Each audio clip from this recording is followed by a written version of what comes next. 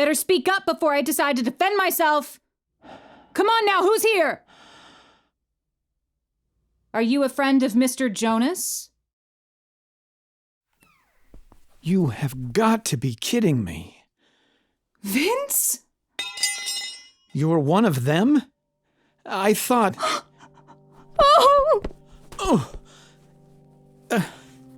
Okay. Hey. Good to see you too. They told me you were dead. Yeah, I was. Supposed to be. I'm sorry. What happened? I ran into a friend of yours. A friend? Well, an acquaintance, I guess.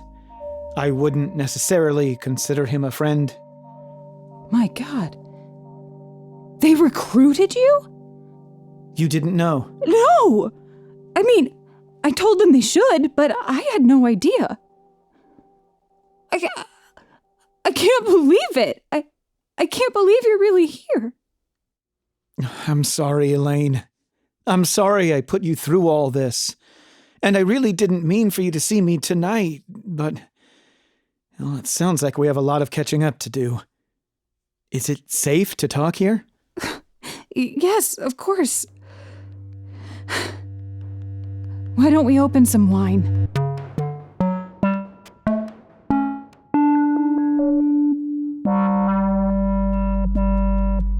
Spoken Signal Audio Drama presents Agents by Robert Arnold. Episode 3, The Lookouts.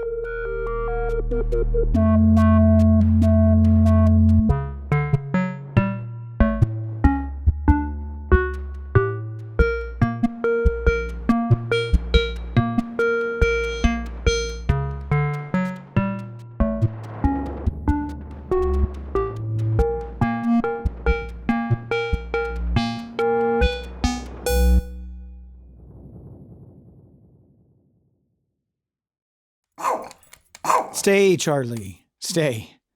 Good boy. They contacted me almost a year ago, right after that protester was shot. We worked on him for hours, but weren't able to save him. I don't know if you remember. Of course. They told me they were a grassroots organization fighting against the people in government who would allow something like that to happen, fighting to make things better for everyone. They said my participation would be invaluable. What did they want from you?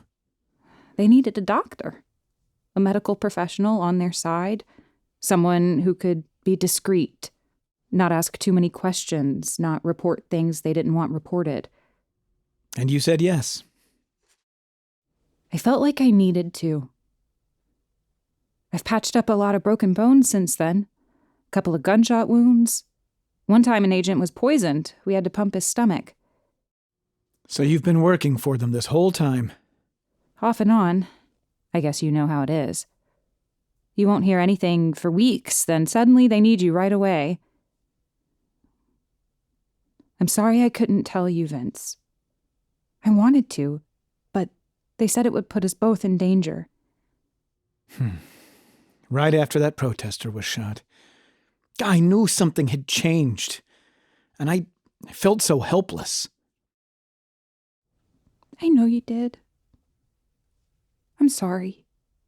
It was just seeing that kind of thing every day, you know, and seeing them get away with it over and over. This felt like a way for me to do something. And is it? I think so, yeah. So this Mr. Jonas is for real? Oh, he's brilliant. Have you met him? Yeah. He took me for a drive one night.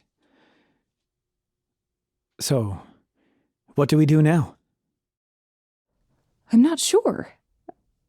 But look, all this, the problems you and I were having, they only happened because we weren't being honest with one another. So that's the first thing. We have to figure out how to trust each other again.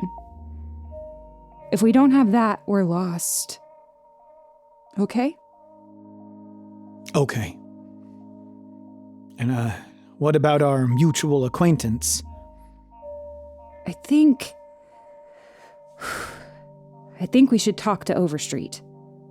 We need to let them know that I know. I don't want to put either of us at risk. All right.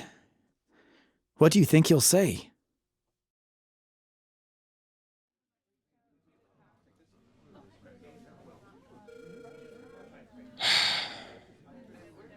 Could be worse. Really? That's it? You're not upset? I didn't say that. But the plan was to reunite you two at some point anyway. You've just accelerated the timeline a bit. Neither of us meant for it to happen. I hope you understand. Fine. You did the right thing by telling me. So what now? Well, that part is a bit tricky. Officially, Mr. Harris, you are of course dead, so you can't simply move back into your home and resume your regular activities. Why did you guys hold off so long on recruiting Vince anyway? Why wait until you could pretend he was dead? Doctor, I think you know by now that the whys are not for people like you and me to ask, but I'm sure you can see the benefit to having an agent who is fully under the radar, one who no longer appears on any government registries. A ghost. Hey, maybe that's what you guys could call me. Ghost. It's taken. Ah. So what do you want us to do? For the time being, nothing. Mr. Harris, you will continue living at the Columbia, and Dr. Margulies, you will go on with your work. I can't prevent you from seeing one another, obviously, but please take extra precautions to make sure you aren't spotted together. And we should just wait to hear from you about new assignments? Actually, as it happens, I need a little help with something tonight. It's a lookout job, simple work, but 2 pairs of eyes wouldn't be a bad thing. How would you feel about partnering up?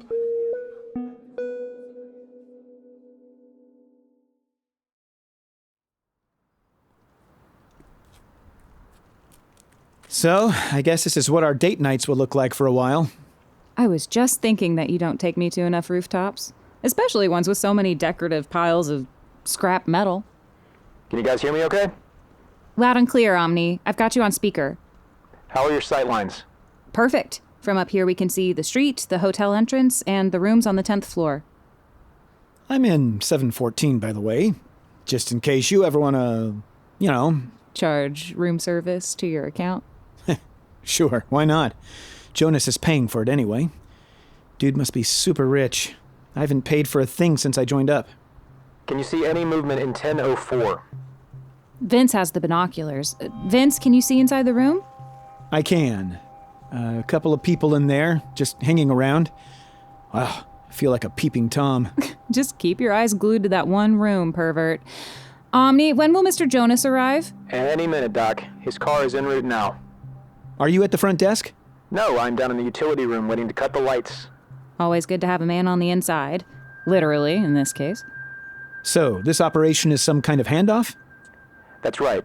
Mr. Jonas is meeting with representatives of a man named Harding. Crime boss. Real nasty piece of work. Murder, money laundering, that sort of thing. Jonas has some kind of documentation of his activities. He promised Harding he'd trade it for information. Information about what? Who knows? Probably something that would seem insignificant in isolation, but turns out to be part of a bigger puzzle.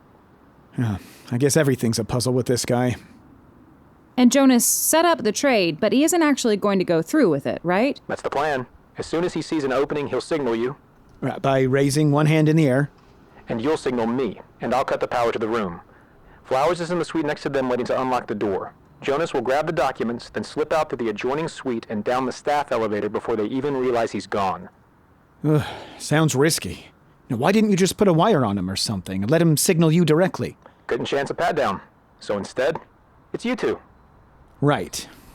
Omni, Doc, and whatever my cool nickname ends up being. Code name. And you'll get one. You just have to earn it. Well, you're officially deceased, aren't you? We could call you Dead Man. You know what? I think I'll wait to earn it. Omni, a long black car just pulled up at the entrance. Is that him? That's him, all right. I've been in that car.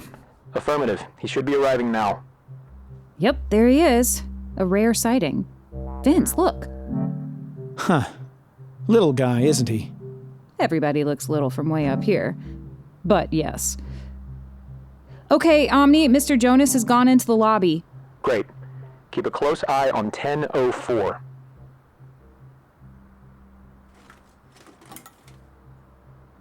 Did you hear something? Vince, look, there's movement in the room. Yeah, Are you watching? I'm watching. Okay, yeah, a little movement. Yeah, one of them is going to the door. Hang on. Vince, what are you doing? Watch the room. Everything all right up there? Yeah, one sec. Hey, Omni, do we have any other agents out here? You mean on the rooftops? No. Are you sure? I would know. What is it? I thought I saw somebody moving over there. Here, take the binoculars. I'm gonna check it out. Vince, be careful. Of course. Here, keep the volume down on that phone, okay? Just in case. What's going on, guys? Everything's fine, Omni. I've got eyes on the room. Jonas just came in. He's talking to them. No signal yet. He's... Omni, the lights! Kill the lights! Did you see the signal? No, but... Vince, what in the... On the next rooftop. It's a sniper. He's aiming right now. Do it! Okay, it's done. Oh my God! We need to get off this roof. Quick! Vince, get down! Oh, guess he saw us. Move! Here, stay low. The wall will protect us. We're pinned. He's got a clear shot at us if we try for the door. What do we do? There's a fire escape on that corner of the building. He won't have as clear a shot. Maybe I can get to it, get down to the street. And do what? Go after him. Go after him? Are you crazy? Oh, it's hard to say anymore. Elaine, you see that pile of scrap metal? Yeah. On 3, give it a good shove. Maybe that'll distract him. Ready? 1, 2... Wait, Vince, please. I can't, I can't go through losing you again. You won't. I can do this. Promise. Ready? 3.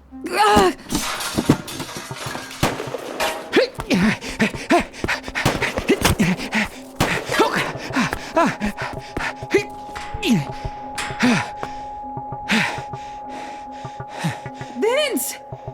Elaine, what are you doing? Get down! He's on the move!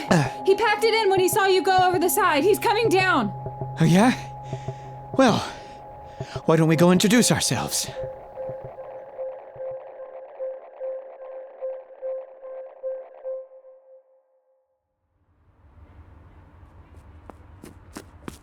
Do you see anyone who might have come out of that building? No. Oh, where are the cops when you need them? When was the last time you saw a cop in this city? Much less one doing their job. Wait. There. Hey! I got him. Elaine, stay here. Hey! You! Ugh. Hang on a second there, pal. Get off me! In a minute. Why are you shooting at us? Huh? What are you talking about? You're crazy. Am I? Then what's in the bag? Golf clubs? It seems a little... Ugh. Now I know you didn't mean that. All right, break it up. Oh, you have got to be... There goes date night. This doesn't have to end badly, you know? What? This doesn't have to end badly. Give us Stevenson and we'll leave you be. Give you... What? Okay, pal. You like playing rough, huh? Maybe we take you down to the station and... It's all right, officer. Oh, it is it? Who? You? Yes, Officer Tapper. You may leave us now. Sure. Sir.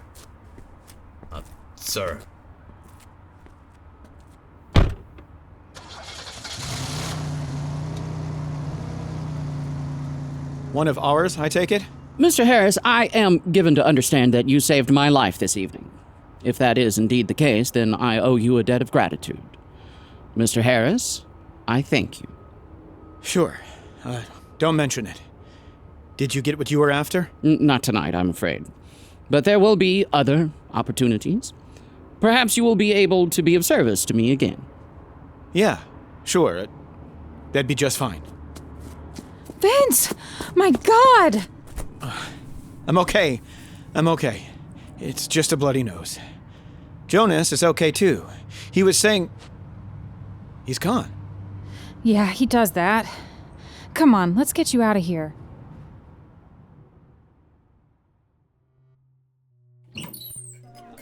Please excuse me, I'll just be a moment. This better be important. You know we're hosting the Southern Ambassador. I apologize, sir, but I knew you would want to see this. Well? Take a look at this monitor, sir. This is a live feed from Gibson Yards. Gibson Yards? Did something happen to our little project? The train car itself shows no evidence of tampering, sir, but look here. You can see a hole cut in the fence. That's how he got inside. Then if I switch over to the central camera... Well. Look who we have here. Should I send in the guards, sir? Yes, but I don't want them arresting him. Tell them just to scare him off. Are you sure? Of course I'm sure. You and your team get him out of there. I'll take care of the rest. And for God's sake, electrify that fence.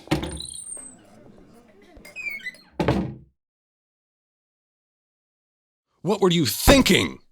Well, I was thinking I could catch the guy who was shooting at us. You catch the guy when we tell you to catch the guy, Mr. Harris. Otherwise, you stay put. Mr. Jonas seemed happy enough. Mr. Jonas has other matters to consider. Under normal circumstances, Mr. Harris, such a direct violation of orders would be grounds for immediate termination. You would be out on the street at best, and we would sever all ties. So why don't you? Because we still need Dr. Margulies, and I suspect you two are now a package deal. But believe me, there will be repercussions. What kind of repercussions? Go home, Mr. Harris. Do not do anything until we contact you again.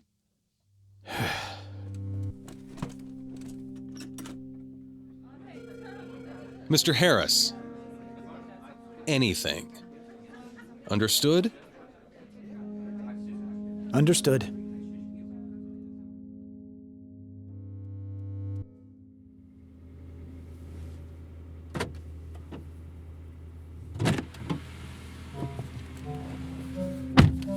Was it bad? Pretty bad. Will you take me to the hotel, please? Of course.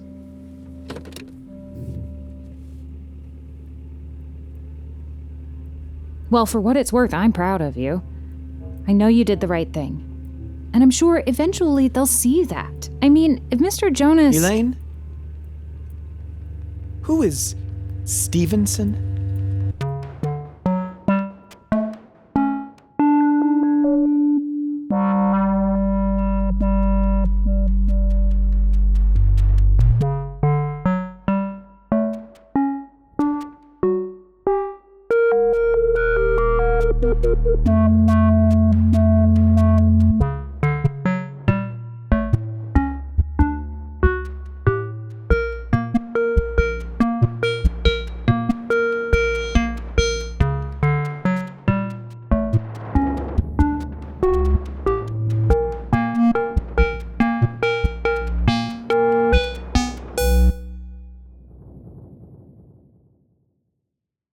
Episode 3 of Agents was written by Robert Arnold and featured the voices of Marques Brown as Vince, Kilby Yarbrough as Elaine, Stephen Garrett as Omni, Robert Arnold as Overstreet, Michael Khanlarian as Bishop, Tony Isbell as Blue Eyes, and Kinon Keplinger as Mr. Jonas. Additional voices by Jack Ward and Erik Jourgensen. Principal dialogue recorded by Daniel Lynn at Archer Recording Studio in Memphis, Tennessee. Original score by Erik Jourgensen. Sound effects by Robert Arnold and Karen Strachan, with additional sounds from freesound.org and soundstripe.com. Artwork by Shane McDermott. Special thanks to Kalman Benshot, Karen Strawn, and Marques Brown. Assistant directed by Karen Strawn. Produced and directed by Robert Arnold. To learn more about Spoken Signal audio drama, hear our other productions, and to get in touch, visit us at spokensignal.com.